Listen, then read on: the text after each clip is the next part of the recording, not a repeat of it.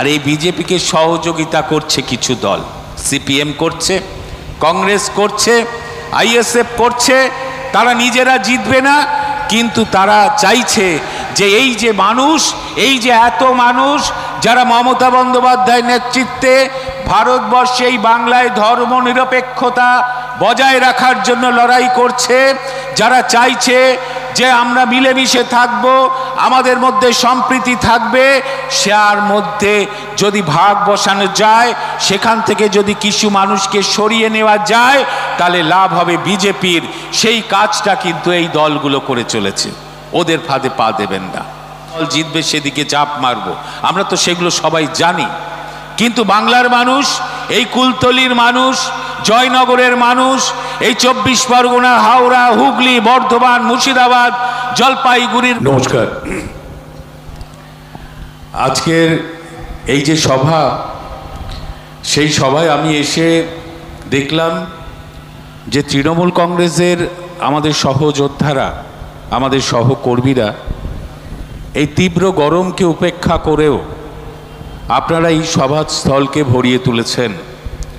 এবং আপনাদের এই যে উপস্থিতি, হাজার হাজার মানুষের উপস্থিতি প্রমাণ করে যে আগামী নির্বাচনে এই কুলতলি এবং এই জয়নগর থাকবে শুধু তৃণমূল কংগ্রেসের হাতেই, এবং অন্য কোনো রাজনৈতিক দলের স্থান এখানে হবে না। আমি আপনাদের সকলকে আমার প্রণাম জানাই, আমার সালাম জানাই। আমার অনেক মায়েরা এসেছেন, আমার অনেক আম্মারা, চাচিরা এসেছেন, তাদের সকলকে আমার প্রণাম এবং সালাম। আমার যারা বয়স্করা এসছেন তাদের সকলকে আমার শ্রদ্ধা জানাই, প্রণাম জানাই এবং ছোটদের ভালোবাসা জানাই। মঞ্চে বক্তব্য রেখেছেন আপনাদের প্রিয় সাংসদ, বিদায়ী সাংসদ। গত বছর আপনারা 3,16,000 ভোটে প্রতিমাদিকে এখান থেকে নির্বাচিত করেছিলেন। সেই প্রতিমাদিকে আবার মমতা বন্দ্যোপাধ্যায় আপনাদের মধ্যে পাঠিয়েছেন এই নির্বাচনে লড়াই করার জন্য। তিনি বক্তব্য রেখেছেন, তার কথা আপনাদের বলেছেন। মঞ্চে রয়েছেন আপনাদের সকলের প্রিয় বিধায়ক এবং আমার অত্যন্ত প্রিয় এবং আমার ভাতৃপ্রতিম গণেশচন্দ্র মণ্ডল, অনেক লড়াইয়ের সাথী এবং উন্নয়নের সাথী মঞ্চে রয়েছেন। মঞ্চে রয়েছেন রূপা সর্দার, সভাপতি কুলতলি পঞ্চায়েত সমিতি। রূপা সর্দার আছে? হ্যাঁ, নমস্কার দিদি, ভালো থাকবেন। গুণধর সর্দার সহসভাপতি আছেন, পিন্টু প্রধান আছেন, মিলন পুরকাইত আছেন, শ্যামাপদ নস্কর আছেন, তারপর বাক্কার সর্দার আছেন, তরুণ নারুয়া আছেন, মুকুন্দ মণ্ডল আছেন, পঞ্চায়েতের সদস্যরা আছেন এবং আমাদের দলের শাখা সংগঠনের প্রধানরা রয়েছেন এবং অত্যন্ত গুরুত্বপূর্ণ নেতৃত্ব এই মঞ্চ আলোকিত করে আছেন। তাদের সকলকে আমি শুভেচ্ছা জানাই।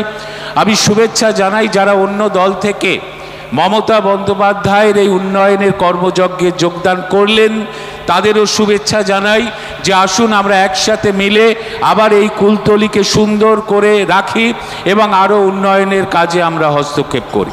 আপনারা সকলকে আমরা শুভেচ্ছা জানাই। দেখুন, আমি স্নেহাশিস চক্রবর্তী পরিবহন মন্ত্রী। জানেন আমি কোথাকার বিধায়ক? আমি হচ্ছি জাঙ্গিপাড়ার বিধায়ক, যেখানে ফুরফুরা দরবার শরীফ আছে। ফুরফুরা দরবার শরীফ আমার জাঙ্গিপাড়া বিধানসভার একটি অঞ্চল, তার মধ্যে ফুরফুরা দরবার শরীফ আছে। পীর আবু বকর সিদ্দিকীর স্মৃতি বজিরত পীর ফুরফুরা শরীফ ভারতবর্ষের মধ্যে মুসলিম সম্প্রদায়ের দ্বিতীয় বৃহত্তম তীর্থক্ষেত্র। আমাদের সকলের অত্যন্ত শ্রদ্ধেয় জায়গা, পবিত্র জায়গা সেই ফুরফুরা শরীফ আমার বিধানসভার মধ্যে অবস্থিত। এবং আপনাদের বলে রাখি, 2011 সাল থেকে আমি বিধায়ক জাঙ্গিপাড়ার, এবং ফুরফুরা অঞ্চল প্রতিবার বিপুল ভোটে তৃণমূল কংগ্রেসকে জয়ী করে আসছে, মমতা বন্দ্যোপাধ্যায়কে সমর্থন করে আসছে। তার একটাই কারণ যে মমতা বন্দ্যোপাধ্যায় ফুরফুরা শরীফকে সাজিয়ে দিয়েছেন। আজকে লক্ষ লক্ষ মানুষ সেখানে যায়, ইসালি সওয়াবের সময় যায় এবং প্রায় প্রতিদিন বহু মানুষ যায়। তাদের জন্য জল, রাস্তা ঘাট, উজুখানা, আলোর বন্দোবস্ত মমতা বন্দ্যোপাধ্যায় করে দিয়েছেন। দিদি এরকমই, দিদি এভাবেই কাজ করেন, সকল ধর্মস্থানের জন্য করেন, কারণ দিদি চান যে সব ধর্ম সম্প্রদায়ের মানুষ আমরা মিলেমিশে থাকি, আমরা হিন্দু মুসলমান একসাথে। আমরা মিলেমিশে থাকি, এটাই আমাদের পরম্পরা, এটাই আমাদের কৃষ্টি, এটাই আমাদের কালচার। আমরা ছোটবেলা থেকে একসাথে বড় হই, খেলাধুলা করি, একসাথে জীবন জীবিকার জন্য যুদ্ধ করি, একে অপরের আনন্দ অনুষ্ঠান ভাগ করে নিই, একে অপরের বাড়িতে অতিথি হিসেবে যাই, একে অপরের বিপদ আপদে পাশে দাঁড়াই। আমরা এভাবেই বাংলায় থাকতে চাই, কারণ এটাই আমাদের কৃষ্টি, এটাই আমাদের পরম্পরা, এটাই আমাদের ভাবনা। সেটা ভেঙে দিতে চায় বিজেপি, সেটা ভেঙে দিতে চায় কোনো রাজনৈতিক দল, এই বিভেদটা তৈরি করতে চায়। কিন্তু দিদি সবাইকে বাঁধনে বেঁধে রাখতে চায় তৃণমূল কংগ্রেস।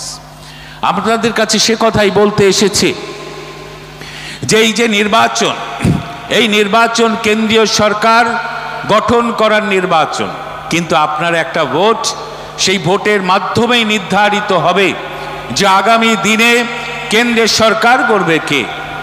আপনার ভোটের মাধ্যমে নির্ধারিত হবে যে ভারতবর্ষের মানুষের আর গণতন্ত্র থাকবে কিনা, অধিকার থাকবে কিনা, বাক স্বাধীনতা থাকবে কিনা।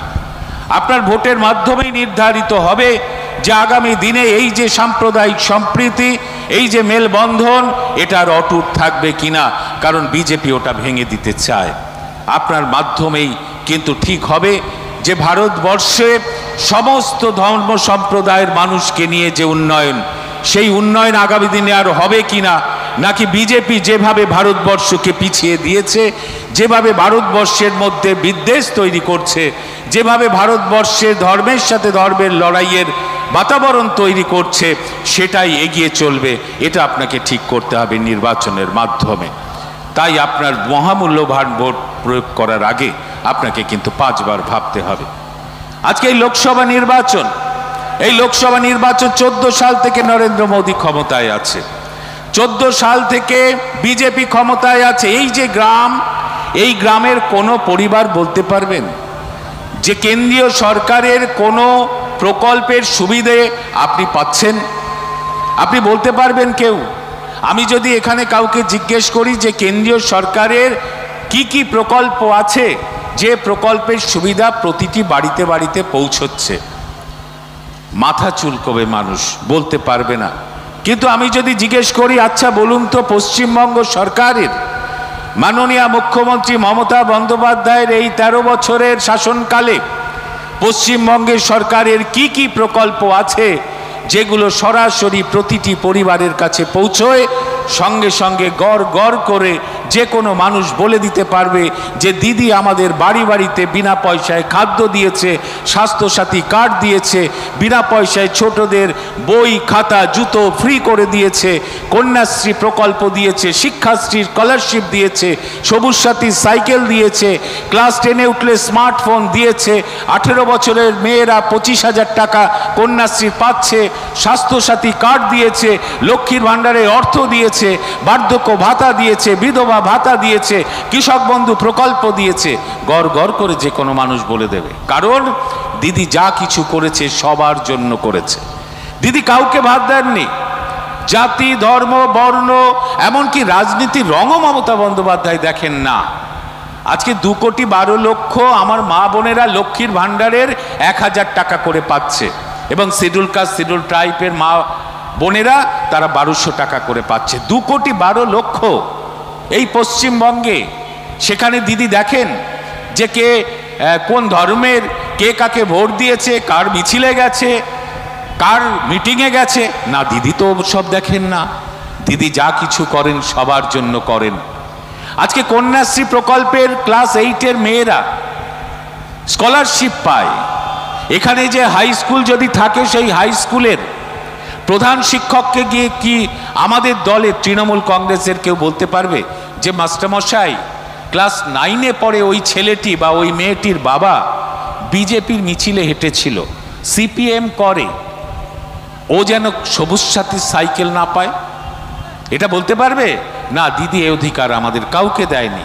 দিদি বলেছেন আমি যা কিছু করব সবার জন্য করব। ভারতবর্ষে এরা মুখ্যমন্ত্রী নেই কোনো রাজ্যে। যিনি বলেছেন সবার উপরে মানুষ সত্য, তাহার উপরে নাই। দিদি এভাবেই বাংলার সকল মানুষের জন্য কাজ করে চলেছেন, এবং দিদি লড়াই করে চলেছেন বিজেপির এই অনাচারের বিরুদ্ধে। 2014 সালের আগে নরেন্দ্র মোদী কি বলেছিলেন বলেছিলেন আমি বিদেশ থেকে কালো টাকা নিয়ে আসব এবং সেই টাকা আমি ভাগ করে দিলে প্রতিটি ভারতবাসীর ব্যাংক অ্যাকাউন্টে 15 লক্ষ টাকা করে ঢুকে যাবে। 1 টাকাও পেয়েছেন আপনারা? 15 টাকা পেয়েছেন? 15 পয়সা পেয়েছেন? পাননি। নরেন্দ্র মোদী মিথ্যে কথা বলেছিলেন। বলেছিলেন প্রতি বছর 2 কোটি করে বেকারের চাকরি দেবেন। আজকে এই 10 বছরে 20 কোটি বেকারের চাকরি হওয়ার কথা। যদি আমি 542টা আসন দিয়ে ভাগ করি তাহলে একটা লোকসভা কেন্দ্রে 60,000-এর উপরে কেন্দ্রীয় সরকারের চাকরি হবার কথা। 60 জনের হয়েছে, 6 জনের হয়েছে, 1 জনের হয়েছে, হয়নি। নরেন্দ্র মোদী যা বলেছেন একটা কথাও রাখেননি। ভোটের আগে তিনি বড় বড় কথা বলেন, কিন্তু ভোটের পরে সব ভুলে যান, সেগুলো রাখেন না।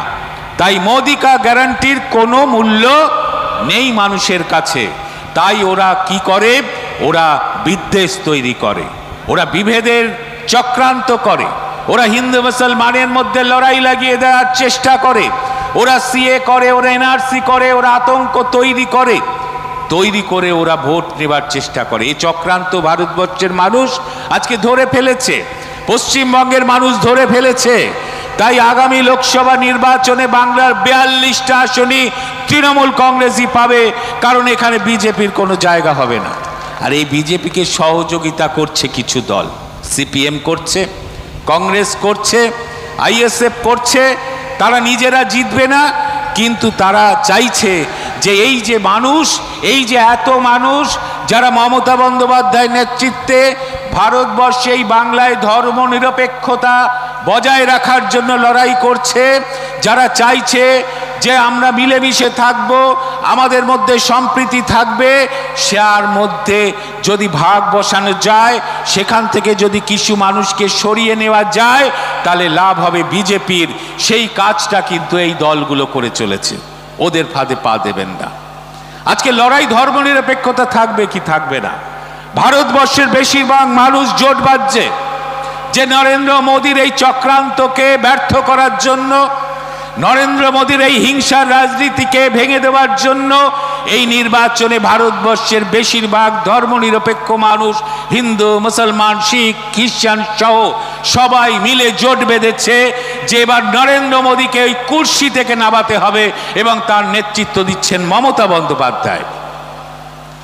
আজকে তাই সেখান থেকে যদি কিছু ভোট কেটে নেওয়া যায়, সরিয়ে দেওয়া যায়, তাই লাভ হবে বিজেপির।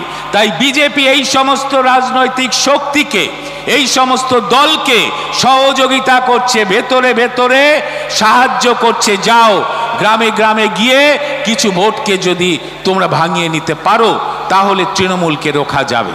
আপনাদের এগুলো বুঝতে হবে। তাই জোট বাঁধতে হবে, আপনাদের একসাথে থাকতে হবে। 2021 সালের আগে আপনাদের নিশ্চয়ই মনে আছে, বিজেপির প্রধানমন্ত্রী এসেছিলেন বারবার, স্বরাষ্ট্রমন্ত্রী বারবার এসেছিলেন, বিভিন্ন রাজ্য থেকে বিজেপির মুখ্যমন্ত্রীরা, কেন্দ্রীয় মন্ত্রীরা এসে সারা বাংলা জুড়ে মিটিং করেছিলেন এবং এমন একটা আবহাওয়া তৈরি করেছিলেন যে মমতা বন্দ্যোপাধ্যায় আর জিতবে না, বিজেপি পশ্চিমবঙ্গে সরকার করবে। 21 সালের আগে মনে আছে? অনেকে ভয় পেয়ে গেল, তৃণমূল কংগ্রেস থেকে শুভেন্দু অধিকারীরা পালিয়ে গেল রাতারাতি যে এবার বিজেপি ক্ষমতায় আসবে। এবং অমিত শাহ লাস্ট মিটিং করেছিলেন এই পশ্চিমবঙ্গে 21 সালের আগে, বিধানসভার আগে। কি বলেছিলেন? বলেছিলেন দিদি আর জিতবে না, বলেছিলেন 200 আসন নিয়ে বিজেপি ক্ষমতায় আসবে, বলেছিলেন আপকে বার 200 পার, অমিত শাহ বলেছিলেন তখন। অনেকে আতঙ্কিত হলো, অনেকে আবার পাঁচিলের ওপরে উঠে বসে রইল যে যে দল জিতবে সেদিকে চাপ মারবো। আমরা তো সেগুলো সবাই জানি, কিন্তু বাংলার মানুষ, এই কুলতলির মানুষ, জয়নগরের মানুষ, এই 24 পরগনা, হাওড়া, হুগলি, বর্ধমান, মুর্শিদাবাদ, জলপাইগুড়ির মানুষ 21-এর নির্বাচনের দিন ইভিএম মেশিনের সামনে দাঁড়িয়ে কিন্তু বলেছিল, জোড়া ফুলের বোতাম টিপতে টিপতে বলেছিল, অমিতজি আপকে বার 200 পার নয়, আপকে বার 200 মে হার। 200 সিটে বিজেপিকে হারিয়ে এই বাংলার দায়িত্ব তুলে দিয়েছিলেন মমতা বন্দ্যোপাধ্যায়ের হাতে। তাহলে অমিত শাহ বলেছিলেন 200 আসন পেলেন কত? 77টা। বিজেপি মাত্র 77টা আসন পাবে, পেলেন। এবার নরেন্দ্র মোদী কত বলছে লোকসভায়? 400 পাবে। তাহলে 200 আসনে যদি 77টা পায়, তাহলে 400 আসনে কত হয়? 144টা। আর সরকার গড়তে গেলে কত লাগে? 272টা।